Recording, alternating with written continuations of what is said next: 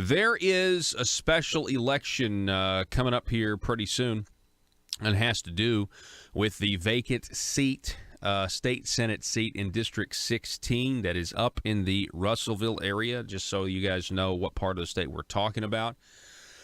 And so I think there's a couple of candidates vying for it. One of those candidates, his name is Mr. Bob Bailey, and he joins us via phone right now. Bob, welcome back to the program, sir. How are you? Hi, Paul. How are you? Thanks for having me. Yes, sir. Doing good. I guess I haven't talked to you since the holiday. So how was your holiday season? It was great. Good. Good. So tell me a little bit about how the campaign is going so far. And because I know you've been at this now for a while, how are you being received up there? You know, it has been overwhelmingly a positive response. We're making a lot of ground. Last night we went to a Republican committee meeting outside of Harrison. Made some good progress there. Been putting a lot of signs out, meeting a lot of really like-minded people. I think we're doing pretty good considering that we got started here a little bit late compared to the other candidates. But yeah, everywhere we're going, I'm hearing the same thing. People are fed up with the status quo. There's a universal voice out there in Arkansas of people that are just tired of the way things are going. So I've been doing a lot of talking, so much so that I'm having a hard time keeping my voice, actually. So if I sound scratchy, no. Well, I think a lot of people, this time of year, it's flu season now and everything else. So hey, you mentioned Harrison. So tell me, Bob, like how big is this Senate district? What are we talking about here? What are the geographic boundaries? It's huge. We start at the Arkansas River in Pope County. We go all the way up to Harrison city limits. We take a right turn and go behind Clinton to Shirley. We have Pope, Newton, Boone, Van Buren, and Carroll County in this district. So, just to go from the Arkansas River up to Harrison city limits is a good, solid 2-hour drive. I mean, we did a bunch of driving yesterday. We saw more deer on the road than we did vehicles in a lot of these places. Yeah. Oh, man, that's great. I love seeing deer. I mean, I don't like to have to dodge out of the way, but you know what I mean. That's always great. Yeah, we about got one last night, but we made it. Well, I'm glad you didn't. You know what they say, and it's always good, when you're driving with somebody and you think about, hey, the deer could jump out in the middle of the road here. It's always good to remind yourself, hey, if a deer jumps out in the middle of the road, just keep going straight. At least that's what I've been told before, because it's just safer for you than to try to swerve and miss it, and who knows what's going to happen. All right, so Bob Bailey, this is a big election, okay, because this is a Senate seat. I mean, any special election is big, but this is big because we're talking about 1 out of 35 possible senators, and so it represents a lot of power. And in doing so, and I'm just going to be honest with you, the way the politics of this state are right now, you have the establishment Republicans that sometimes seem to have more in common with the Democrats than they do their conservative friends. It's very much like the national scene sometimes. And the establishment wants to make sure that the person that gets this Senate seat is going to be on board with them. And we have recent electoral history to confirm that when we see who Governor Asa Hutchinson has backed in certain primaries, okay? And so my question to you, Bob Bailey, is are you that establishment candidate? I am not. I don't like what I'm seeing. I testified down there at Little Rock against the enhanced concealed carry legislation, and I found out real quick that, there are people down there that are passing bills that aren't even reading them. I'm not that guy. I'm going to read every single page on every single bill, and at least I'm going to try to make an informed decision. I was surprised at the amount of people that told me, well, this is the first time we've heard of this in this bill. And I'm thinking, okay, you've got one job as an elected official, and that's to read the bill and make an informed decision. You've got some people down there that are not reading the bill and just doing what they were told by their party whip. And I don't think that's right, and I'm not going to be that guy. Well, I think that's a really good attitude to have, and I can tell you right now, I know how cynical these people are, and when they heard you say that you were going to read every bill, every legislator out there just laughed because they're thinking, well, that's just not how it's done. But there are things that can be done, Bob, to make sure that a lot of these bills don't ever get to the point where they're going to be passed as law. And I honestly think, and this has been my contention for a while, that if in these committees they would require all committee votes to be recorded, you would have so many people that would never, ever just voice vote something out of committee if they knew that they were going to be held accountable to it later. I think you'd have some bad bills that wouldn't even get written because they'd say there's not a chance this will ever even get out of committee because it's, people don't want to be held accountable or, don't want to lose power.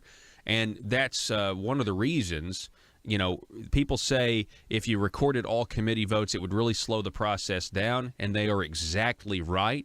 And that is exactly what we need down at the Marble Palace because things move too fast. And you eventually get in a situation where you're told to vote for this bill, not because you've read it, but because you trust your friend or your colleague who are fallible human beings who sometimes may be intentionally deceiving you or just may be, accidentally wrong because we all make mistakes. So the process needs to come to a crawl because that's the best way to look out for the unintended consequences of government and how it affects our individual liberty. I'll let you respond to that, Bob. I think that you're exactly right, and we are seeing the effects of unintended consequences. Anytime you pass legislation that affects people's life, it affects their freedom, it affects many of the things that they do in their daily activities. I think you need to have that accountability. I'm with you on that. I think that any elected official should have a vote that is recorded, that I should be able to go on a computer and look up and say, hey, how did this guy I voted for actually vote on this bill? Man, we're being squeezed on so many sides. We're being taxed into oblivion. You just read about, well, they gave the veterans a break on their taxes and they put it on candy bars and sodas. I mean, who thinks this stuff up? There's a lot of really bad legislation passed deep inside of these bills that are anti-freedom, anti-American, pro-globalist, contrary to the way that me and you think, and I think that's ridiculous. And as far as having any kind of unrecorded vote, why? Why would you do that unless you're intentionally trying to deceive people?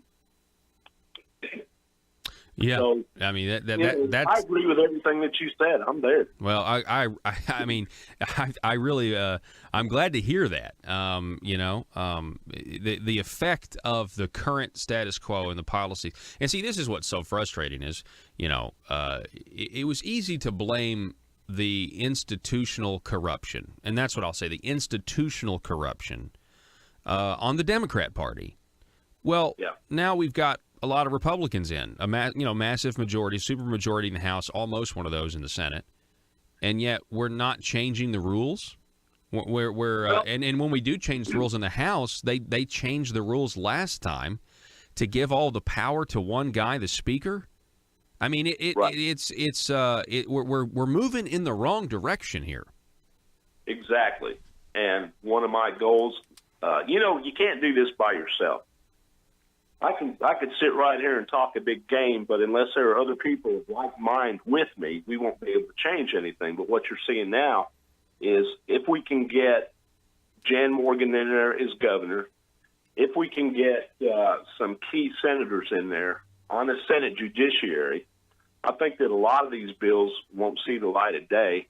I think that you will have a constitutional conservative slant to it, and I think that'll be better for all of us that, still understand the Bill of Rights and enjoy our freedom. Mm-hmm. We're talking with Bob Bailey. He's a candidate for State Senate Special Election District 16. You just mentioned Jan Morgan, and she's about as anti-establishment as you can get. And you're a supporter of Jan Morgan for governor, Bob. Yes, I am. I definitely am. I know Jan. I've talked to her on several occasions. She is going to be a guest speaker at a meet and greet that we're having here at the Russellville train station at 2 o'clock this Saturday. Her beliefs pretty much align with mine. As a matter of fact, I hadn't seen anything that she said yet that didn't. So, I believe she's got the best interest of the citizens at heart, and I fully support her. Well, her policy positions that are up on her website, janmorganforgovernor.com, are fantastic. I mean, they are fantastic. And so I would encourage everybody to go look at those, because that's really a model. I mean, it's already in, much of it already in, or is, or was in the Republican Party platform. And then they kind of revised that platform to take out limited government for some reason. But anyway, Bob, I really appreciate you coming on the program, and I would like for you to tell our audience, because we are on our great affiliate in the Russellville River Valley area, KARV 610 AM 101.3 FM, but we're also on other affiliates across the state. And so if they wanted to help support an anti-establishment candidate such as yourself, what would they need to do? Well, we've got a website, and it's called, on Facebook, Bob Bailey for Senate District 16. We have a link there that they can financially support. We're fighting against big money, big establishment money. My candidate, I've got 2 Republican opposers and 1 Democrat. One of them is very well funded by Asa himself. You talking about Breanne Davis? Is that her name? Yes, I am.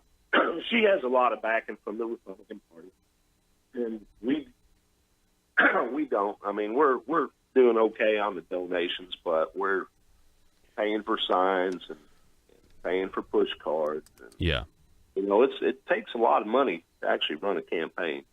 So there's a link that you can click on and donate there. So what's the website? And that's Bob Bailey for Senate 16. Okay, Bob Bailey. District 16, yes. Okay. Say the website one more time. Bob Bailey for Senate District 16, and it's on Facebook. Okay.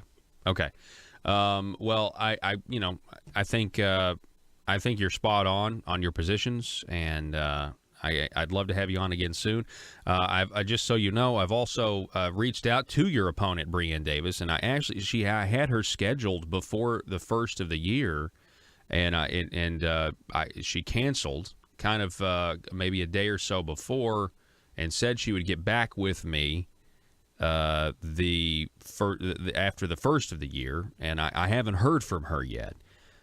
So I'd be interested to talk to her about some of the stuff I've talked to you about, like the divide in the Republican Party, and is she establishment? I mean, I'm looking at a fundraising invitation for her, and the people putting this fundraiser invitation on looks like, the guard for the status quo. I mean, you've got Bruce Hawkins on here.